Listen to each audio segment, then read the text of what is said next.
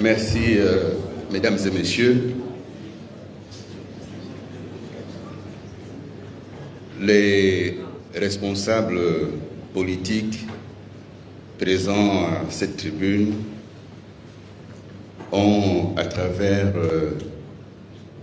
la prise de parole de M. Ali Akbar Onanga Yobege, posé 5 exigences.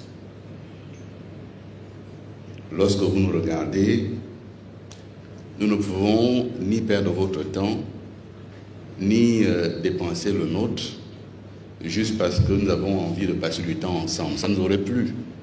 Mais la situation du pays commande que les débats de fond soient posés. Et puisque l'habitude maintenant, c'est systématiquement de chercher à engager des débats de personnes. Si tel devait être le cas, alors n'ayez peur de rien. Autant il est loisible de demander à Bidi Binzé, et je suis sûr que chacun a compris la réponse du professeur Ndossa, tout comme celle de Pierre Manga Moussavou, autant il est loisible et facile de demander à Bidi Binzé quelle est sa responsabilité, ou à Ali Akbar. Autant il serait tout aussi facile de demander aux militaires quelle a été leur responsabilité dans le maintien au pouvoir d'un régime depuis 58 ans.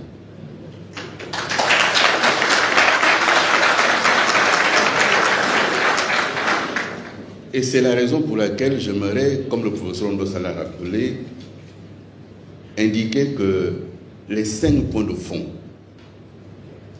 qui nous amènent à nous asseoir ici devant vous, ce sont des points clés sans lesquels on ne peut pas envisager une sortie paisible, pacifique, démocratique de la transition. Il n'est pas possible d'imaginer que nous serons entrés dans une transition par la force et qu'on en sorte par la force. Il n'est pas possible d'imaginer une stratégie de confiscation du pouvoir par celui qui détient les armes qui ne lui appartiennent pas. Ce sont les armes de l'État, ce ne sont pas les armes de papa, maman, enfant, etc. Et donc, une fois qu'on a dit qu'on est arrivé au pouvoir sans effusion de sang, peut-on compter le nombre de morts qu'il y a eu depuis sous les militaires, par des bavures, parce qu'ils sont incapables de gérer un État? C'est la réalité. Faire un coup d'État, c'est une chose. Gérer un État, c'est autre chose. Et si on doit parler des éléments factuels, il y aura le moment pour en parler. Mais pour l'heure, 5 points ont été indiqués. Et sur ces 5 points qui ont été indiqués, ce sont des points clés, des points fondamentaux. Les militaires n'ont rien à faire à gérer l'État. Notre loi le dit et les normes internationales le disent également. Donc il faut qu'ils entendent raison. Les manipulations qui se préparent, dans quelques jours, il y aura des appels à la candidature des uns et des autres. C'est une perte de temps. Vous savez, et je termine par là, moi j'assume mon parcours. Je l'assume. Et je l'assume en tirant toutes les leçons positives. Et ce qui a été négatif, on le corrige. Lorsqu'il y a quelque temps à peine, l'opposition, j'étais Premier ministre, appelait à un dialogue, appelait à réorganiser les choses. Nous avons fait la sourde oreille, on n'a pas entendu. Et nous voyons à quoi ça a abouti. Et je dis à ceux qui sont au pouvoir aujourd'hui que vous étiez là à mes côtés pour dire non, il ne faut pas les écouter. Et on voit ce que ça a donné. Les mêmes causes produisent les mêmes effets. Si vous réduisez le coût et vous n'entendez pas raison, on arrivera fatalement à la même situation. Et le Gabon n'en a pas besoin. Il faut entendre raison pour sortir de là, la tête haute, et tout le monde la tête haute.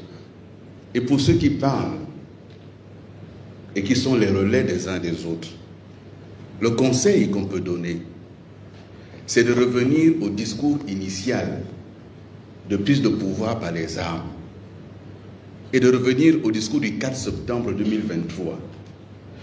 Nous allons organiser des élections inclusives, transparentes, afin de rendre le pouvoir aux civils.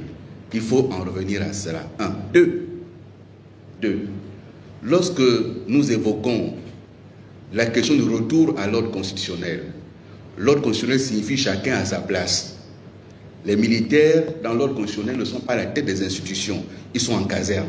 C'est ce que ça veut dire l'ordre constitutionnel. Et ils n'ont pas, eux, à s'arroger les pouvoirs que personne ne doit transférer. Sinon, c'est la loi de la jungle, la raison du plus fort. Et il me semble que quand même, nous qui sommes ici, nous avons à la fois une expérience de la gestion de l'État, parce que n'oublions jamais quand même que ici sur cette table, chacun à un moment donné a géré. Cette expérience amène à dire le chemin qui est pris là était un mauvais chemin. On peut ne pas entendre raison, c'est leur problème. Mais nous allons continuer à partir d'aujourd'hui à marteler ce que nous disons là. Et il n'y a aucune raison qu'on ne soit pas entendu. Quant au peuple gabonais, je termine par là, aucune section du peuple ne peut s'arroger le droit d'exercer la souveraineté. C'est le peuple gabonais tout entier. Lorsqu'on dit les Gabonais pensent que, apprenons à dire certains, comme l'a rappelé, et la voix de chacun est respectable. Mais pour que ça soit pris en compte, c'est le principe de la majorité. Et rien qu'en excluant nous qui sommes ici, peut-on considérer que la majorité des Gabonais, c'est ceux qui sont là-bas, sans nous qui sommes ici? Non. Il faut donc entendre raison, repartons, rediscutons, posons sur les bonnes bases cette constitution adoptée à la va-vite, à la sauvette, sans respect d'aucune norme, et qui est violée au quotidien par ceux qui l'ont fait adopter, est un problème. Si nous ne sommes pas capables, en tant que Gabonais, de voir que ça, c'est un problème, on reproduit le même schéma, à savoir, on va au pied de celui qui donne les nominations parce qu'on veut être nommé, et en même temps, on est incapable de comprendre que là, ça ne va pas pour le pays. Mais la conséquence, c'est que demain, il y aura une nouvelle crise, et nous sommes en pleine crise. Merci.